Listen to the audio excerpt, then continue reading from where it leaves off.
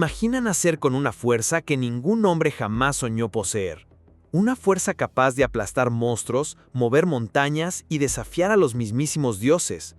Suena a privilegio, ¿verdad? Pero en el caso de Hércules, esta fuerza no fue un don, fue una maldición. Desde su primer aliento, no solo fue hijo de Zeus, sino también el blanco de la ira de Hera, la diosa traicionada. Donde otros bebés recibieron bendiciones, Hércules recibió serpientes en su cuna.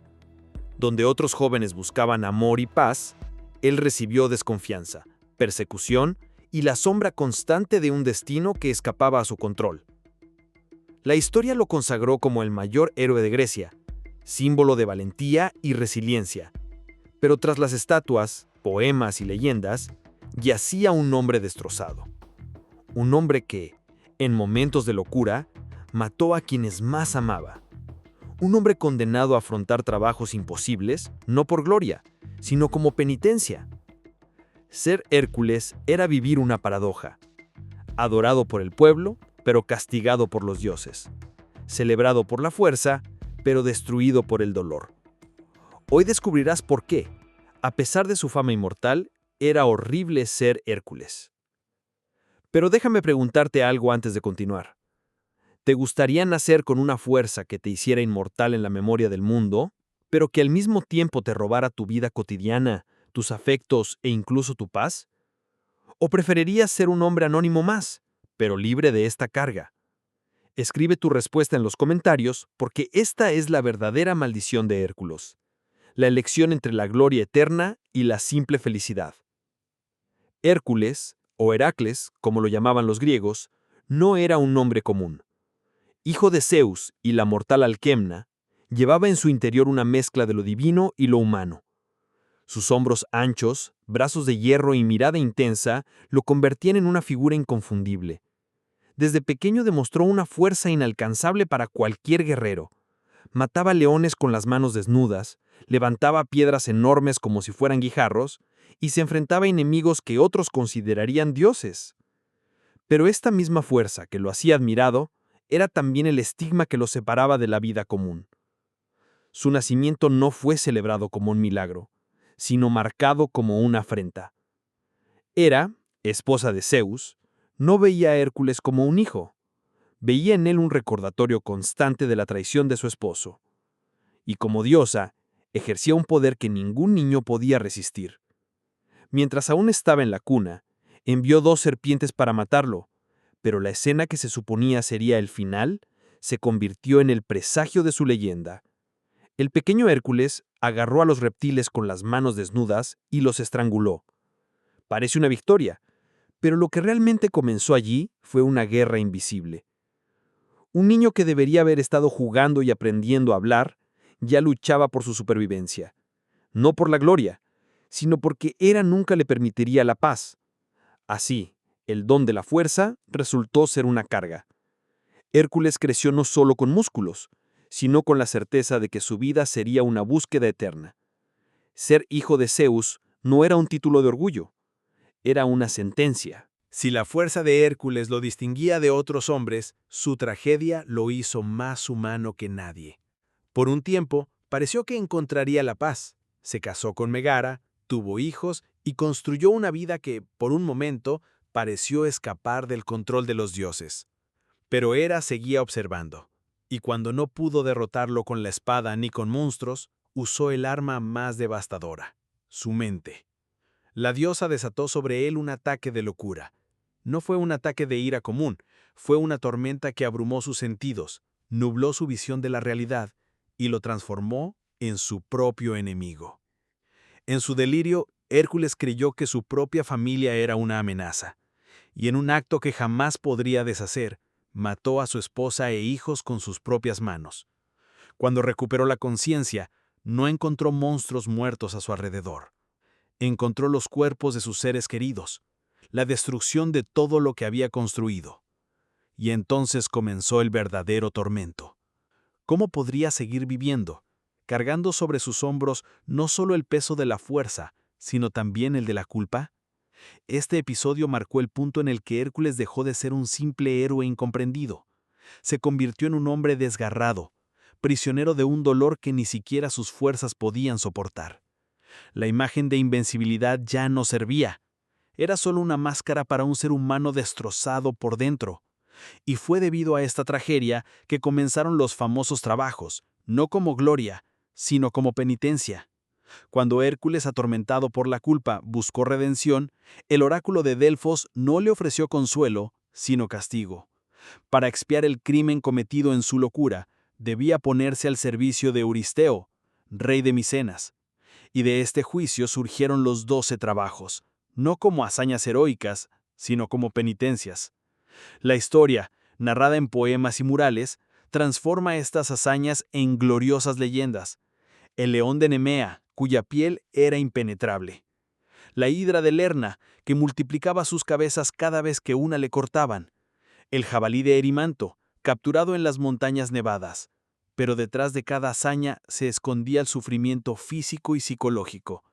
El héroe que se enfrentaba a monstruos externos debía enfrentarse simultáneamente a los monstruos internos. Cada labor parecía diseñada no para demostrar su fuerza, sino para humillarlo. Euristeo, temeroso de Hércules, a menudo lo recibía escondido en una vasija de bronce, como si gobernara por el miedo en lugar del coraje. Y sin embargo, fue este mismo rey quien dictó el destino del más grande guerrero griego. Con el tiempo, la fama de Hércules creció, pero el precio fue alto. Su vida se convirtió en un espectáculo, su sufrimiento en un mito.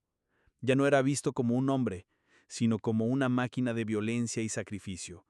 Con cada monstruo abatido, con cada tarea cumplida, no se acercaba más a la libertad, hundiéndose cada vez más en la certeza de que su existencia jamás sería suya.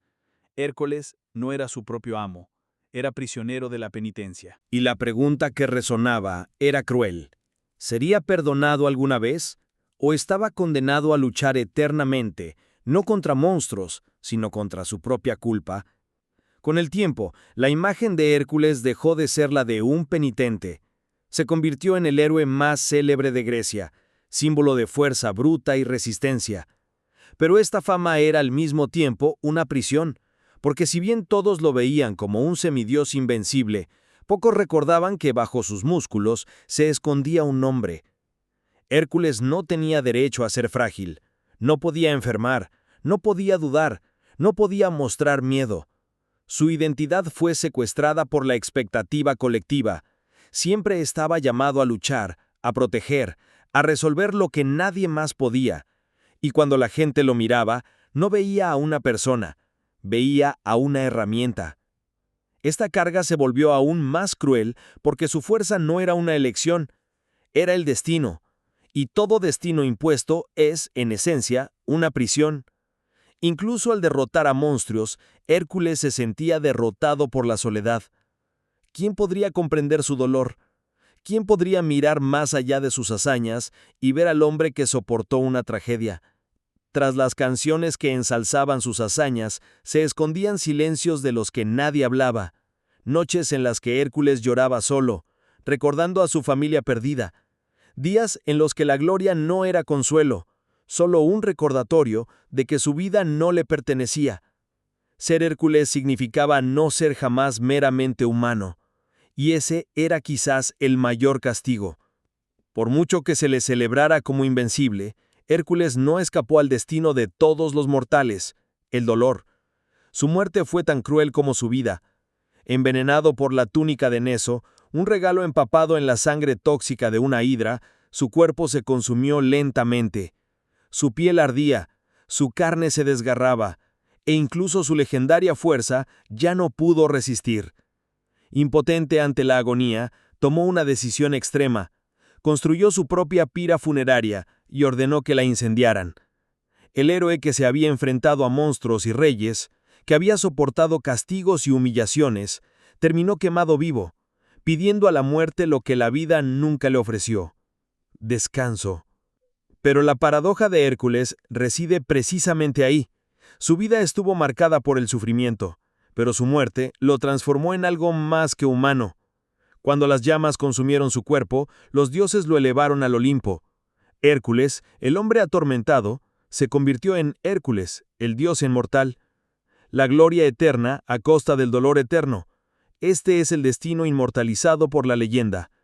Un héroe recordado no por la felicidad que experimentó, sino por el tormento que soportó.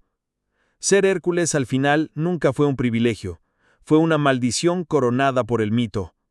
En definitiva, Hércules no solo fue el héroe que aplastó monstruos, logró hazañas imposibles y alcanzó la gloria eterna. También fue un hombre perseguido desde su nacimiento, marcado por el dolor, la culpa y un destino que nunca eligió. La fuerza que lo hizo inmortal fue la misma que lo aisló, transformándolo en prisionero de una imagen que no podía abandonar. Su historia nos recuerda que la gloria no siempre es un premio. A veces es una sentencia. Hércules sobrevivió a todo menos a sí mismo. La locura impuesta por Hera, el peso de la culpa, las expectativas de los hombres y la carga de ser más que humano. El fuego que consumió su cuerpo al final no fue una derrota, sino la liberación. Y quizá este sea el punto más inquietante. Hércules se convirtió en Dios solo porque su vida humana era insoportable. No alcanzó la eternidad a través de la felicidad, sino a través del sufrimiento. Y ahora quiero saber de ti. ¿Crees que Hércules tuvo suerte de alcanzar la inmortalidad o fue víctima de una maldición disfrazada de gloria? Deja tu opinión en los comentarios, porque en el fondo, el mito solo perdura cuando lo cuestionamos.